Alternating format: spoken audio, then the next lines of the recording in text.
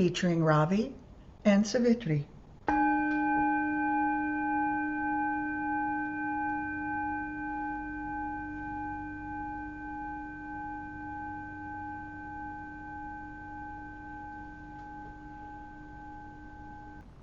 Good morning, Ravi. Good morning, Savitri. This is our episode 11. I love the number 11. I have to tell you, it's one of those numbers that follows me around, or maybe I follow it, I don't know. But to celebrate our 10 previous episodes, which we mentioned last time, I think we have a plan to take a look at some of our comments from our community. Yes, I'm so excited about this episode because we want our listeners to be part of the dialogue. And I'm so excited that we have had folks reaching out and connecting with us through comments and conversations. So that's where we're going to focus today, on our community, on our collective. And we invite you to comment, and then we will be having another one of these episodes where we look back at the comments and bring them forward and have a little dialogue around them.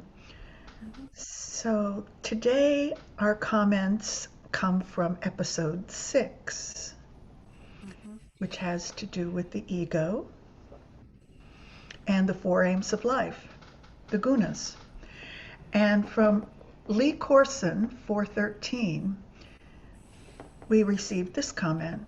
This conversation has me thinking about people pleasing and taking on others' karma, and how socialization leads us to this. Thank you. Thank you, Lee Corson, 413, for that. That is a comment that Ravi and I have had dialogue around for quite some time, and being able to return a little bit of the message to you is thank you. We're very grateful for it. So many of us have grown up people pleasing.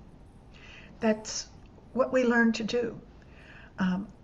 We tune our radar system to what makes mother happy, what makes father happy, what makes siblings happy if you have them, what makes the family happy, what makes our friends happy, what pleases our teachers so that we can get good grades, and what pleases in an interview that individual who's interviewing us in a way that they might want to hire us. What pleases another that we may choose to have a mate and a partner.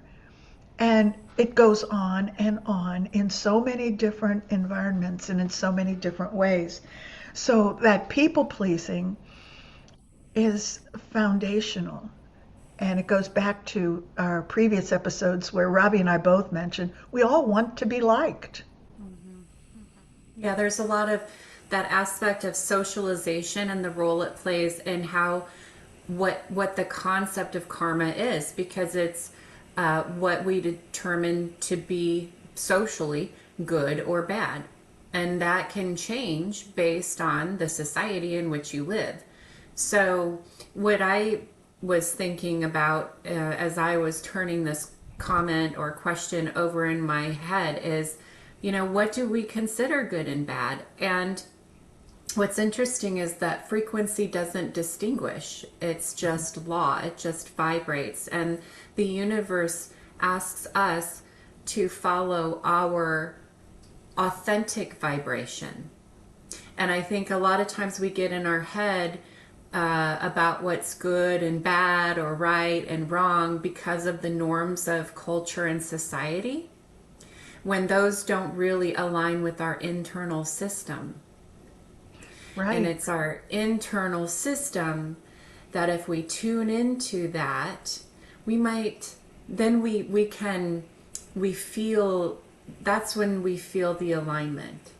So, your teacher may consider standing by your desk a very bad thing, but if it feels comfortable to you, then that causes confusion, and then we get into the people pleasing. Oh, I need to sit down because my teacher told me to, referring to a past episode. So go back and listen to episode 9 or 10. Yeah. And, you mentioned that standing next to you, and it brings to mind that tone of voice, words that are chosen, body language. We have all these nuances that we learn. And we see the animals do that. My dogs do that to each other a lot. There's body language there about certain things that happen between the two of them. And we do that with other humans and our environment in general. And that socialization becomes really complex.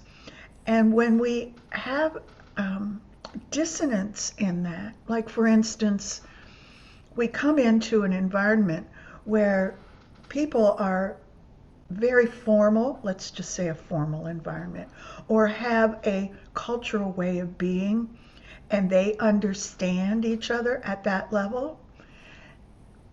As a new individual, as a new person, walking into that and becoming acclimated and thinking, I really want to be liked. I really want to belong. You find that you're almost learning a brand new language because that group, that environment, work environment, that educational environment, that family environment, if you get joined up with another family when you have a relationship with someone, all of those things start to come into play and we become socialized in a different way. And then we may have karmic episodes because the body language of our family of origin, whatever that might be, is radically different than the body language and the tone of voice of this family. And so you may not feel comfortable, for sure, at least in the beginning, but you observe.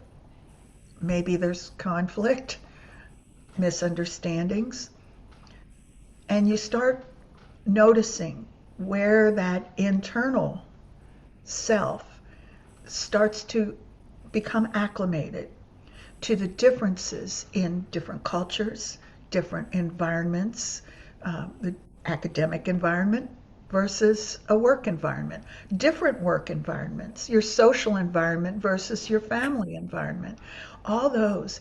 And this is where we can get tripped up in karma because we can make a judgment, maybe, about another individual in say the partner's family that we've totally misunderstood because we don't understand that nuance of language that was developed in that family having to do with body language or tone of voice, and what might sound like they're kidding each other might be really serious, and what might sound like they're bantering on the verge of major disagreement might just be their way of kidding around. And so some of those things become, they're wrapped in Maya. We go back to that illusion, but they're very hard to discern. And then karma slips in when we get involved in a way that is not truly clarified. And we're not aligned, that alignment you were talking about. Well, and I want to address maybe a nuance of this comment that stood out to me is the taking on others' karma. Mm-hmm. And there's questions of whether we can take on others' karma or through other people and other experiences with others. So I feel, and this is just me personally, where you can often take on a transference of other people's energy. You sometimes have to determine, okay, is this me? Is this my emotion? Or am I being impacted by, this person's energy over here? But our karma is our own to work out. Hmm. Now I know there's different thoughts on that. Are we able to experience or take on others' karma? But it's our own. It's like our own personal responsibility. But there's definitely an interplay there of other our connections or interactions. Our interfacing with others certainly brings us into it will bring up instances where we have to work through our own karma, and also maybe perhaps the other person is having to work through their karma as well. So there can be an interplay there. Curious to know if you have any thoughts on that Yeah, nuance of that comment or question. yeah. I think that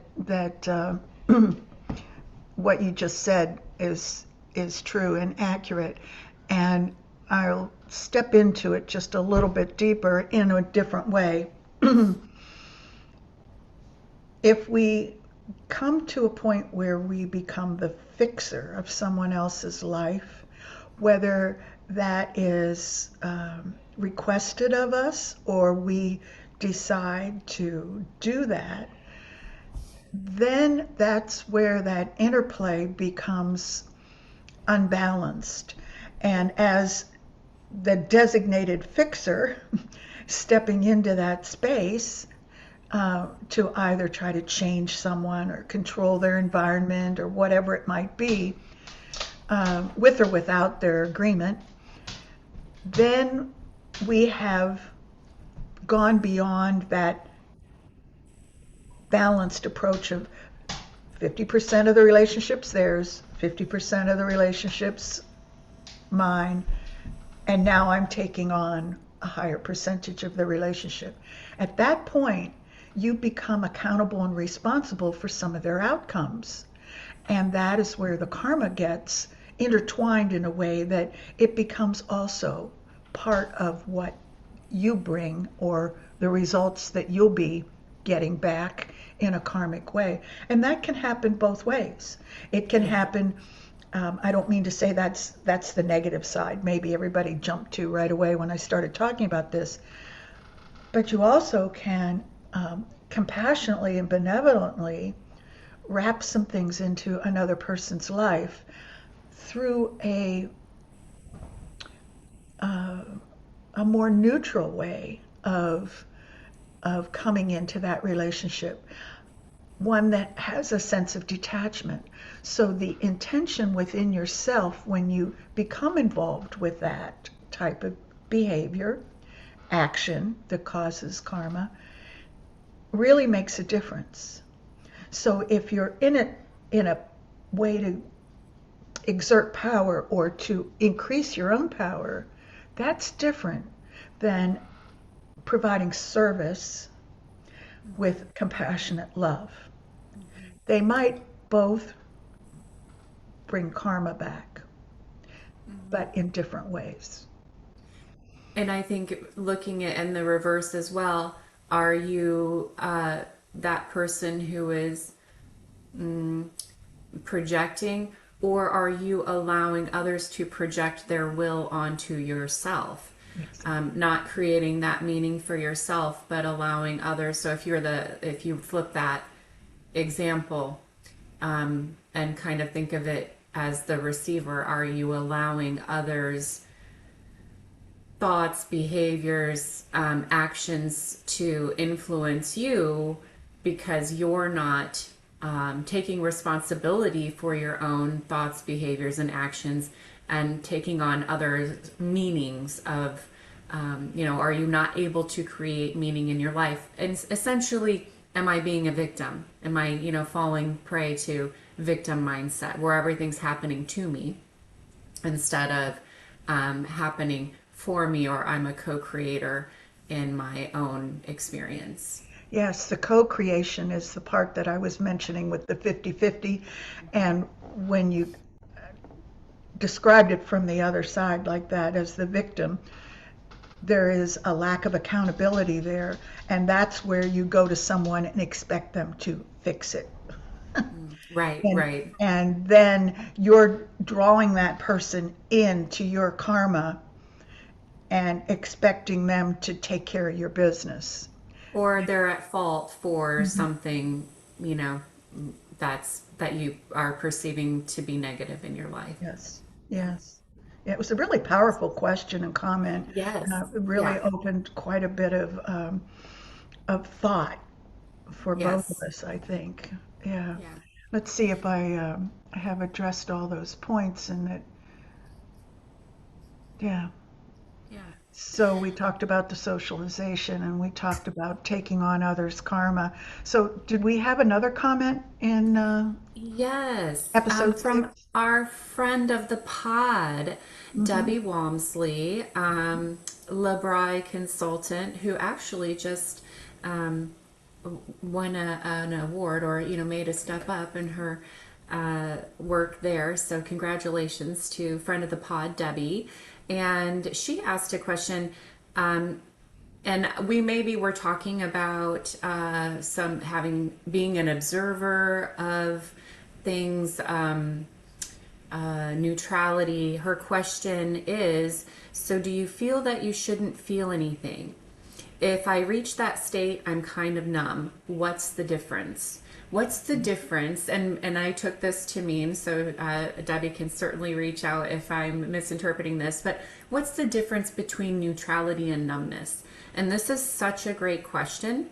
As we become more of an observer of our lives, you may notice that you're not as reactive emotionally in situations. And how many times, Savitri, have I asked you, am I a sociopath? Shouldn't I be reacting to this? And You mean you you've weren't kidding? and you've said to me, no, I think you're just observing. You're just the observer. But that's such a great question because we're under so much pressure.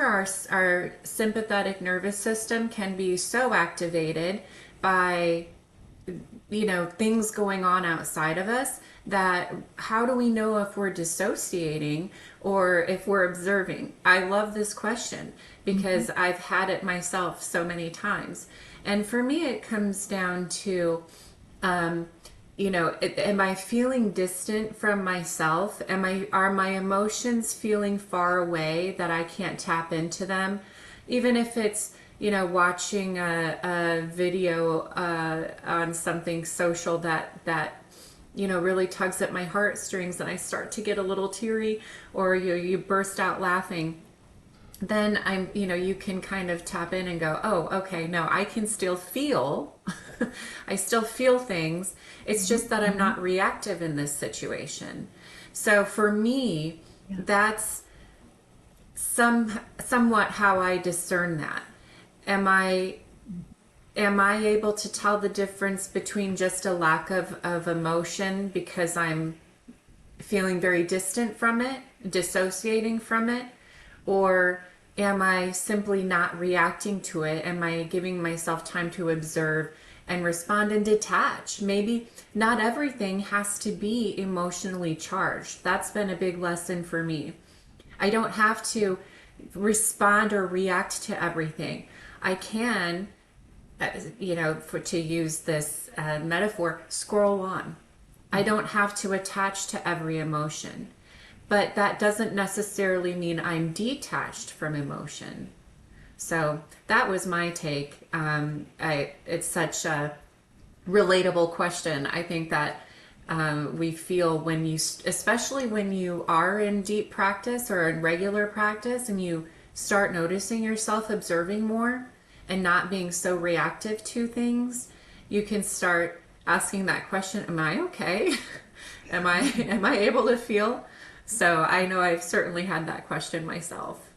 Yeah, and I've had that come up in quite a few of the spiritual life coaching sessions, that it seems to come up for people on a regular basis. So I would say that, like you mentioned with practices, it's part of the process where we go through uh, almost like a withdrawal from a highly dynamic, dramatic, over stimulating environment where we're addicted to drama, we're addicted to sensation, we're addicted to all of those things that elicit strong arousals in our physical body, as a product of the emotion, that cortisol just rages through our system, and it feels vibrant, and the adrenaline's going, and our our lifestyles in these days, in this time, are highly attuned to that. Mm-hmm. And when we come into a sense of overload, where we know we need to make a change, we need to do something different, and we start to come down from that with the idea that we would like to be the detached, neutral observer. I mean, that's hanging over here on that end of the continuum. We go through that process, that questioning, that doubt. Well, do I still feel anything? Because the difference is so radical from a neutral observer to a dramatic, addicted to overstimulation individual.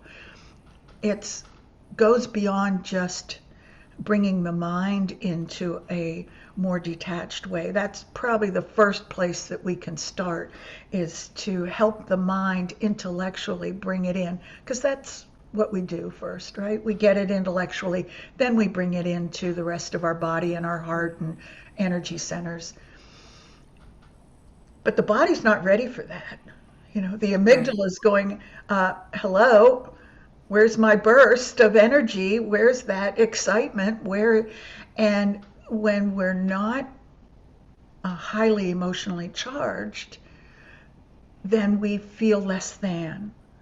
Like, oh, like your question, do I feel anything? Am I numb? I don't know that we can ever get numb exactly. But in comparison to being overstimulated and rushing cortisol and adrenaline through our bodies, we need to downregulate that chemical system in our body, which takes time. And the body, I would say, I'm going back to my no silver bullet thing, it takes time to Mm-hmm. come back to a physiological regulation of Yes. those chemicals in our body, which then brings it to the brain, that amygdala that thrives on that, and we can shoot back up to overstimulation in a moment. And that gets into the whole PTSD thing as well from a different perspective. We aren't there today. But the idea is that at some point we may question whether we're Mm-hmm. feeling numb or we feel anything. I don't know that it's ever possible to not feel something. It's just a different amount or a different degree of Well, emotion. yeah, when you are there's a point when you dissociate from your emotions because they're so intense and so overwhelming, and then to keep ourselves safe, we might suppress them, or numb them through substances. Also, is another way that we can try to control a response to our emotional state. So I think looking at it from the other side is, yes, if your system is, our nervous systems are overwhelmed, because that our culture and our society and American culture, especially right now, Mm-hmm. everything that's put out there is intended to elicit a reaction, and a strong reaction. So being able to take your foot off of the gas pedal, off of the accelerator for a minute, and sit with yourself in quietude. If you are coming to that space of dissociation, or feeling of numbness, and you start to practice, you might be overwhelmed with an influx of emotions, and you have to go through the emotions, instead of deflecting or suppressing or just ignoring them. So Yeah. there's an interplay. it can go either way. We use our practice to bring ourselves to a point of stillness. That's, hopefully one of the goals of our practice. But in that, and one of the stages that may come up for you in your practice is an influx of intense emotions. And the the idea is to continue to just allow those to come over you, to work through them, rather than, just having to immediately get up or be overwhelmed by them. So there's the cognitive knowing. What you expressed, I always think of it as I am familiar enough with practice now that I realize when I'm cognitively getting something to when it actually becomes embodied. And for me, that is, okay, do I have to consciously think about this and shift my response, or is that now my default reaction? Am I able to do that by default? By then I can sense that, yeah, this has been encoded. Now this is embodied. And once that happens, it's really hard to lose that. It's like learning to ride a bike. So the work is hard. Sometimes getting to that point can take years, but once you encode it, it's like you've written the code. Yes.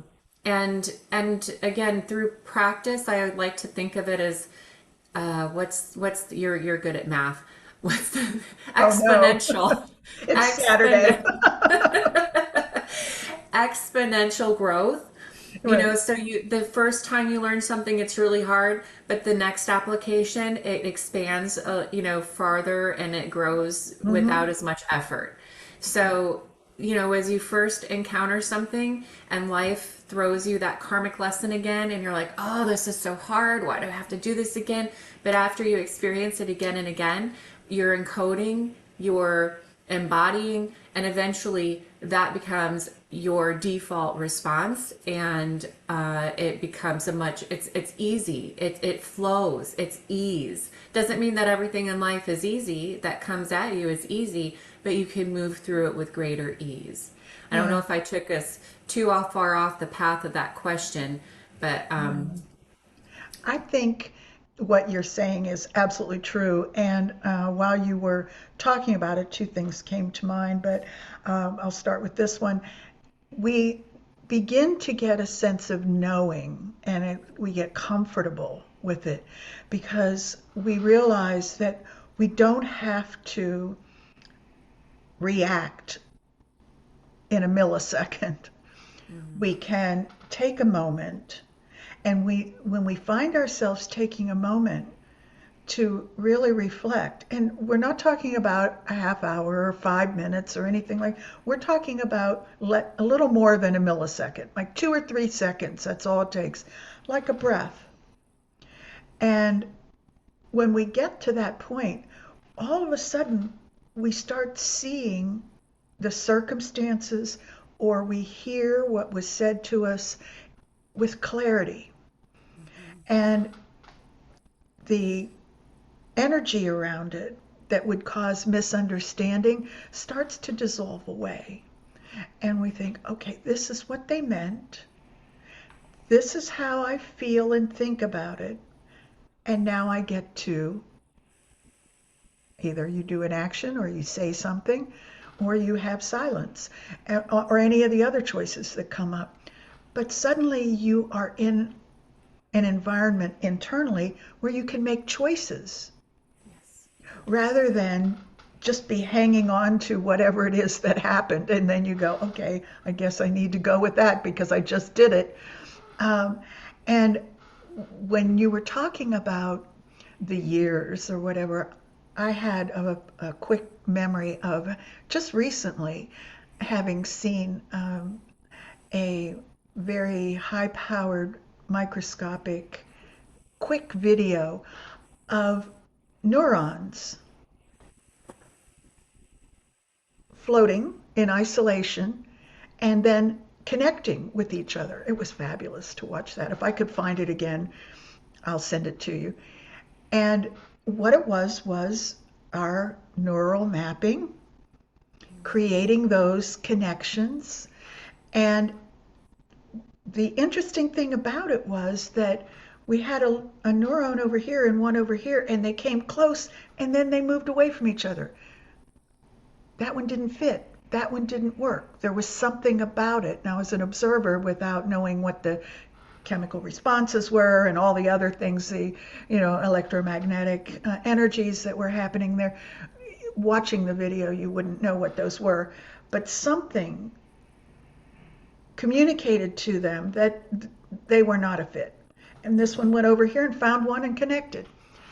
So I think that's a way that we learn, and these things happen. So as we learn how to be more detached and more neutral, it takes time for those things to connect.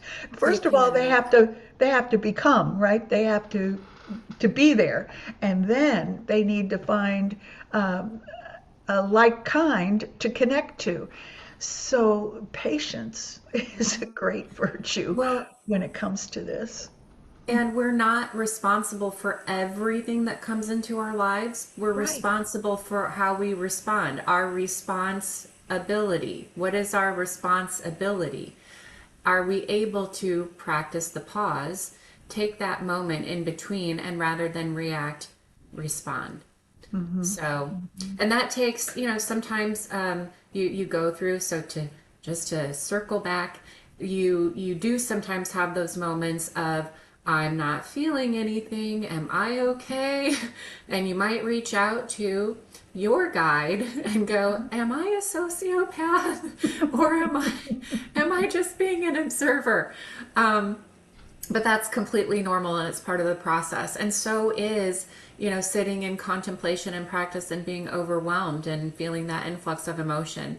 And it's always the finding our way through it, and that practice that we burn through karma, align more closely with our dharma, and we're back on track. We're back on our Yes. path. So And great questions. I have a story too about that practice that you just mentioned, that we need to sometimes work through it.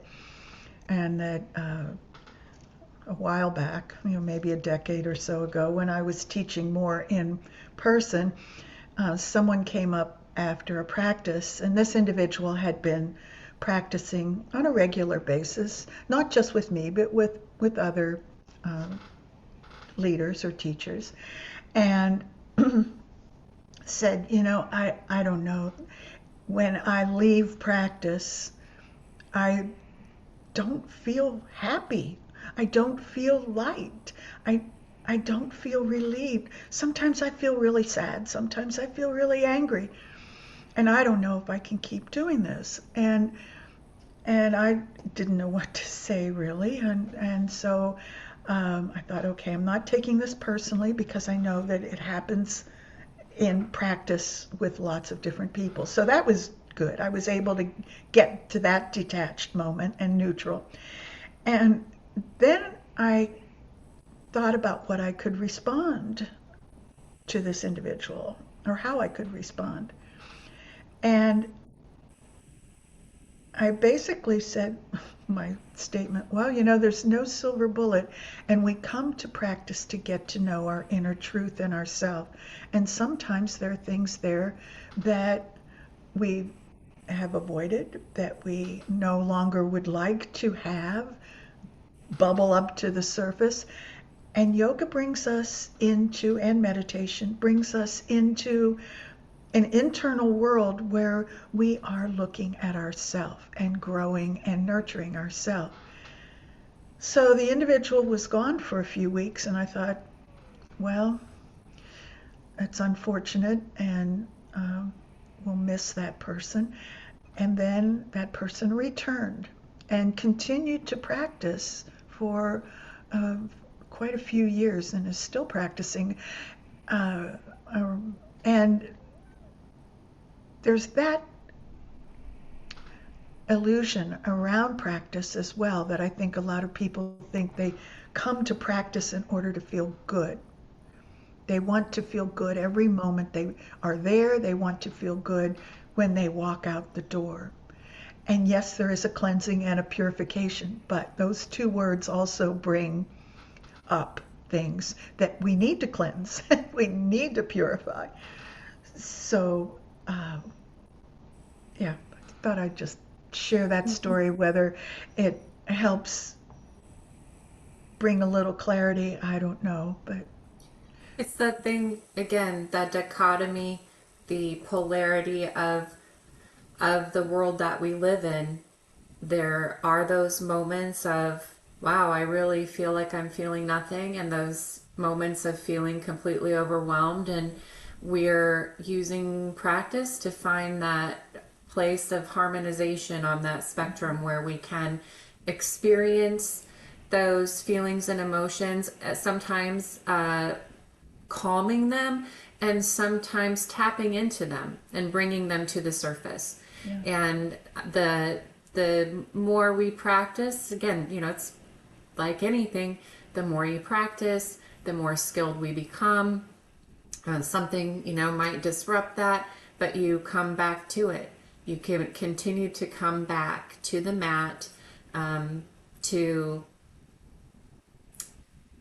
to practice becoming that microcosm of the macrocosm. How you do anything is how you do everything, is what I say. So, Yeah. how you respond when you notice, that's why the practice is so important. When you come back to the mat, when you notice how you respond there, you can carry that out into your more expanded world. And that's the power of practice. Agree. And we learn how to respond rather than react, to become neutral and detached when we are confronted or faced with an external circumstance. And sometimes that's what we think of. I'm going to detach from that. I'm going to become neutral about that circumstance or event. Those circumstances and event live within us as well. And those are the ones that are the most difficult to become detached and neutral about. To see something, and getting back to our shadow work, see something within ourselves that um, is disruptive emotionally, and be able to view it with discernment in a way that we can address it and do that in a responsive way rather than a reactive way, and feel a little more neutral about the attributes that we have and we bring. And it doesn't always mean you're a sociopath. So, Exactly. so we are so grateful for these questions. Thank you Yeah. so much to Hmm. Lee Corson and to Debbie Walmsley. And feel free, listeners and our community, our collective, to email us at consciouseyes108 at gmail.com. And that's conscious, EYES 108 at gmail.com, or comment on one of our videos if you're listening. So we Yes. really appreciated hearing from you and would love to respond to more questions or comments or just bring you into the dialogue. This was so much fun. Yes. Ring the bell so that you are notified when we publish a video, and share. If you think of someone or several someones as you are listening or viewing, send it on. Just push the share button. It's easy. It goes right out to wherever you send it. And they may have comments as well. So thank you, everyone. Satnam. Namaste.